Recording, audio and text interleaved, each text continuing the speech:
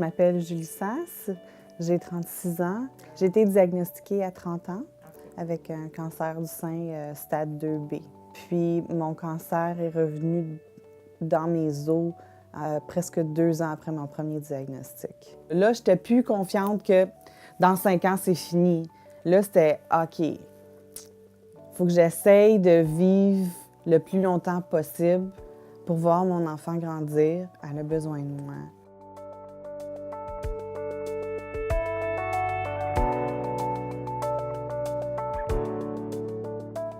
Je m'appelle Aristidis Tridimas, j'ai 35 ans.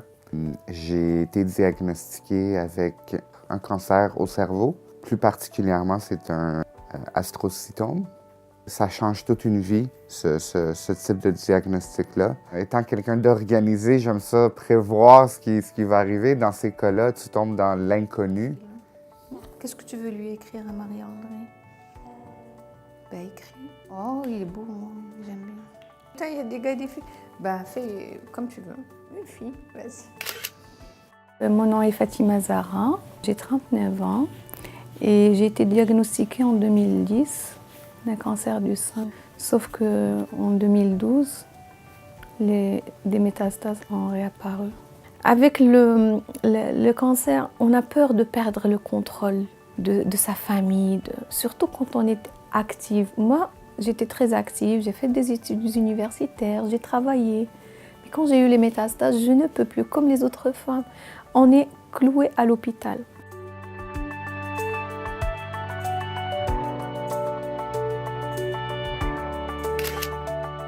Mon nom est Julie Tremblay, j'ai 37 ans. Je vis avec un cancer du sein métastatique depuis un petit peu plus que 3 ans maintenant. Ça a été tout un apprentissage pour être capable de savoir comment vivre avec quelque chose qui, sur papier, est incurable.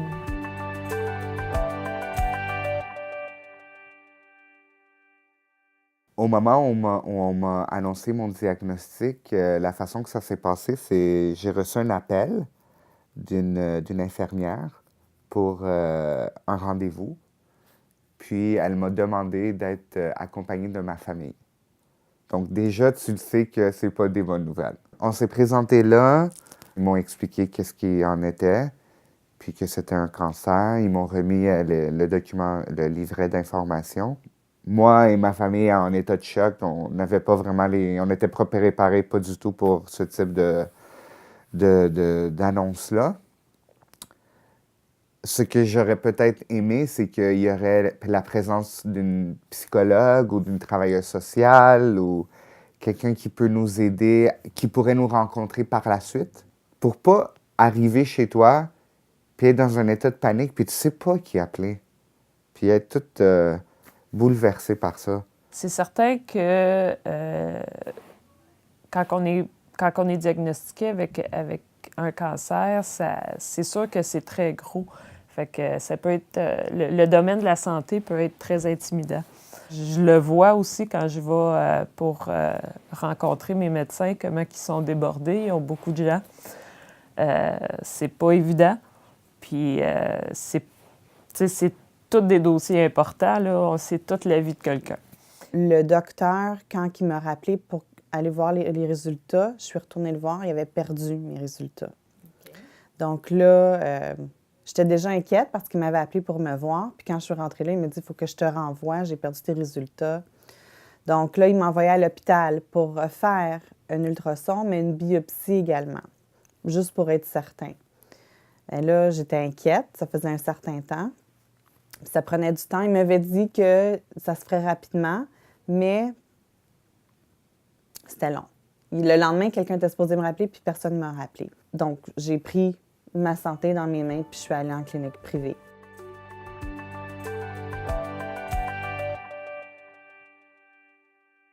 Quand on parle de système de santé, bien, il ne faut pas laisser le système de la santé prendre le contrôle sur notre santé. Notre santé nous appartient, donc il faut aller de l'avant, puis aller chercher les ressources qu'on a besoin. Moi, je me suis toujours sentie très, très présente, très impliquée dans mes propres traitements. Je crois vraiment que, ultimement, c'est mon équipe, puis je choisis mon équipe. Il faut aller chercher toutes les ressources possibles que vous avez besoin.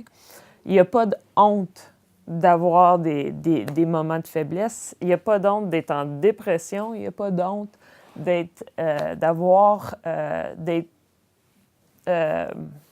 besoin de plein d'affaires, mais il ne faut pas avoir honte de le dire. Il ne faut pas avoir honte d'en parler. Puis s'il y a quelqu'un dans notre équipe qu'on n'aime pas, on a le droit de le changer. Des fois, on vient qu'à se sentir mal de dire « mon oncologue, je ne l'aime pas ». Mais si tu ne l'aimes pas, change. C'est correct. Moi, ce que je donne comme conseil, ce qui est très très important, c'est de faire confiance à son médecin. Si on ne fait pas confiance au médecin, il vaut mieux le changer et voir d'autres avis médicaux. Donc vraiment, il faut que on fait confiance au médecin, mais aussi il faut être très active. Et c'est ça, et donner son avis. Parce qu'il n'y a que nous qu'on peut comprendre notre corps et sentir ce qui se passe dedans. Il faut qu'on puisse défendre nos intérêts, dire ce qu'on a à dire, puis si on n'est pas content, bien, il faut aller le dire aussi. Alors, parce que des fois, tu es dans un système, tu es une personne qui a un rendez-vous pour un traitement de chimiothérapie, mais toi, tu as des questions, toi, tu as des malaises, des choses comme ça. Ils ne te donneront pas peut-être le temps qu'il faut. Il faut que tu ailles aller chercher le temps qu'il faut. C'est notre vie et on en a une. Alors, si les gens ont des doutes sur la qualité, sur les réponses qu'ils ont, allez à la charge, puis sortez pas de l'hôpital ou de la place ou du médecin jusqu'à temps que vous avez les réponses qu'il vous faut, puis vous vous sentez à l'aise avec votre rendez-vous et votre consultation.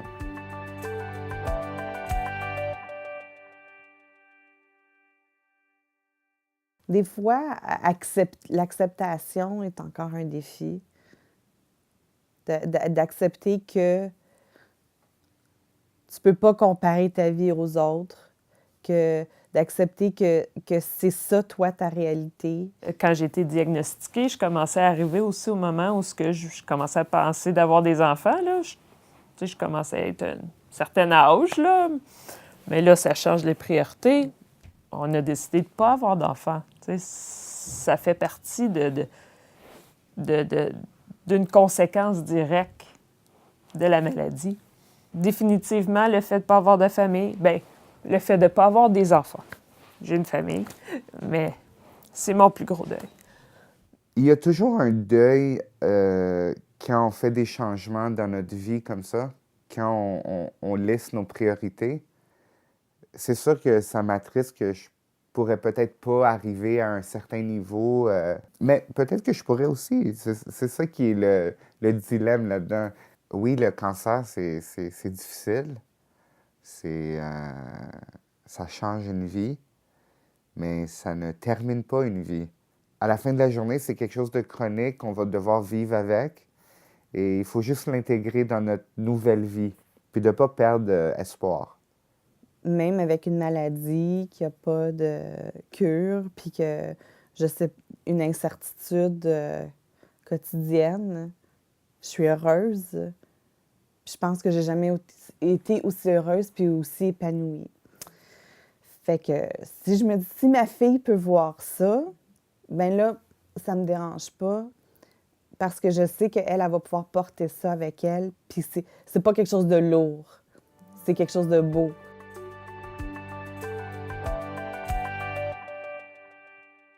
Le cancer a fait que j'ai décidé de moins attendre pour faire les choses qui me sont importantes. J'essaie de vivre des beaux moments avec mon amoureux, avec mes amis, avec ma famille, puis d'avoir des beaux souvenirs de des moments comme ça, parce qu'on ne sait jamais quand ça va être notre temps.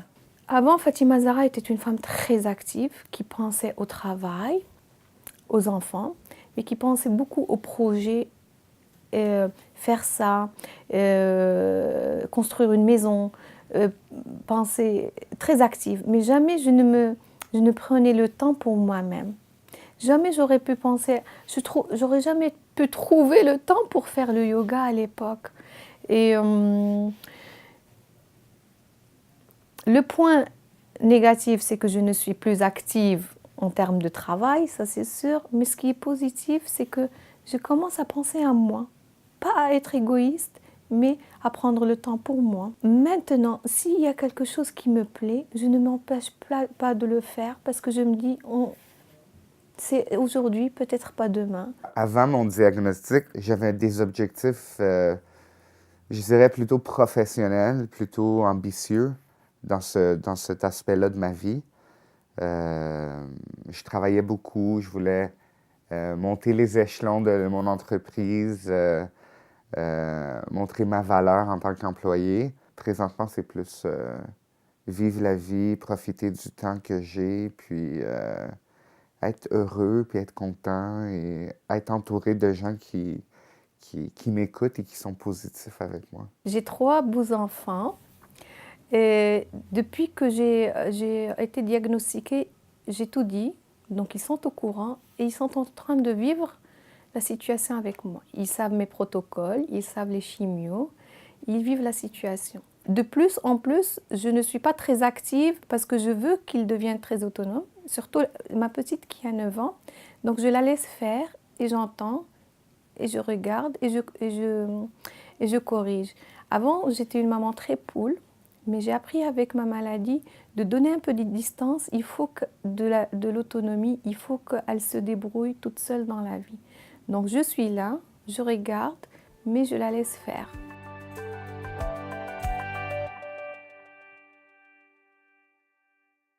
Ça a été un processus de réfléchir à c'est quoi mon legs. Oui, OK, j'ai un enfant. Elle porte mon nom de famille, elle a mes gènes, mais qu'est-ce que je laisse à elle, puis à la société pour dire que, on sait c'est qui Julie Sasse. En voyant comment est-ce que on pouvait changer la vie de quelqu'un avec une présence, avec un mot, avec une caresse,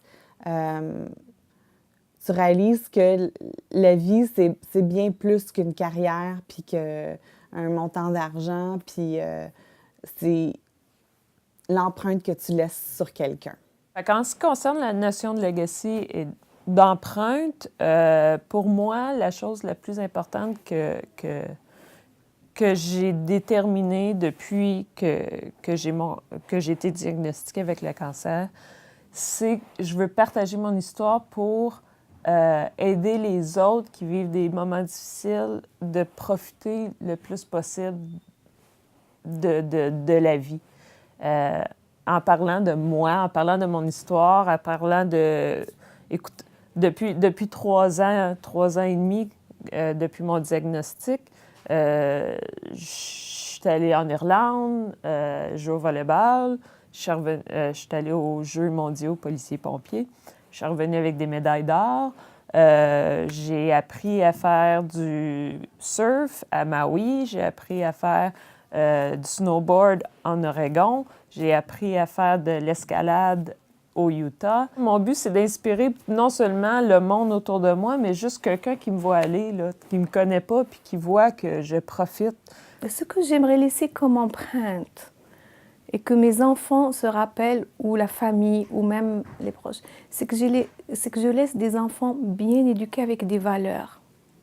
C'est très important pour moi. Et que quand on se rappelle de Fatima Zahra, on se rappelle de la femme qui est très combattante, qui a toujours dit que dans la vie, il y a des imprévus. Et qu'il faut toujours faire face à ces imprévus. Et que c'est... on m'appelle, à l'hôpital juif, on m'appelle la femme courageuse. Et j'espère qu'on va toujours se rappeler que le courage est très important pour n'importe quel défi dans la vie.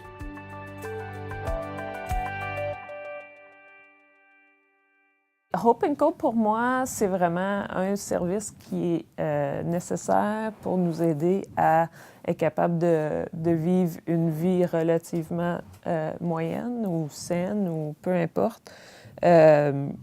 J'ai eu la chance de rencontrer beaucoup d'autres jeunes adultes vivant plein d'autres genres de cancers à différents niveaux. Certains sont en rémission, certains ne sont pas.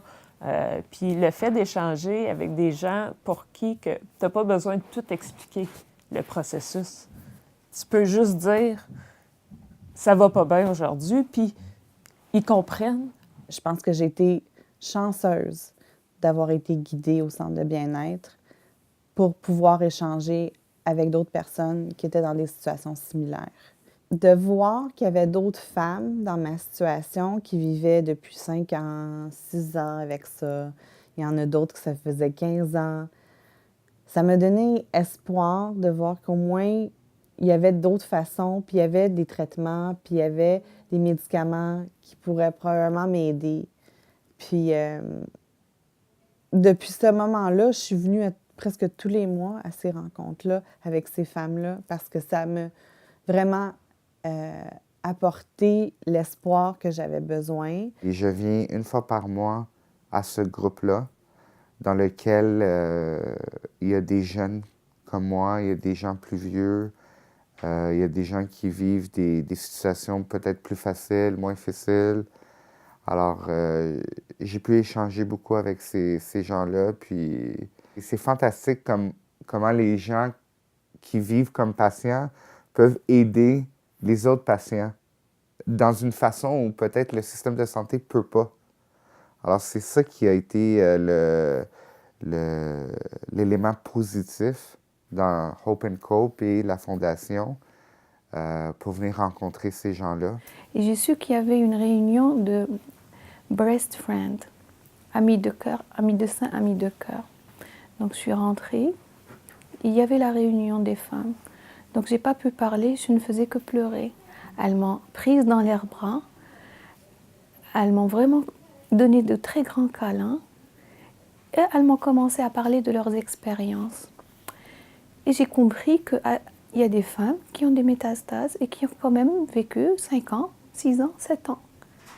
Je suis revenue chez moi heureuse en me disant que ce n'est pas demain que je vais mourir, ça peut peut-être être 2 ans, 5 ans ou 10 ans. Ça m'énergise beaucoup d'échanger avec d'autres jeunes adultes qui vivent les mêmes difficultés, rien contre les gens qui sont plus âgés.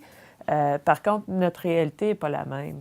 On dirait que les difficultés qu'on vit sont moindres quand on est entouré de gens qui comprennent, qui les ont vécues, qui savent que peut-être que ça va venir pour eux. Fait qu'il y a une genre de compassion, il y a une genre de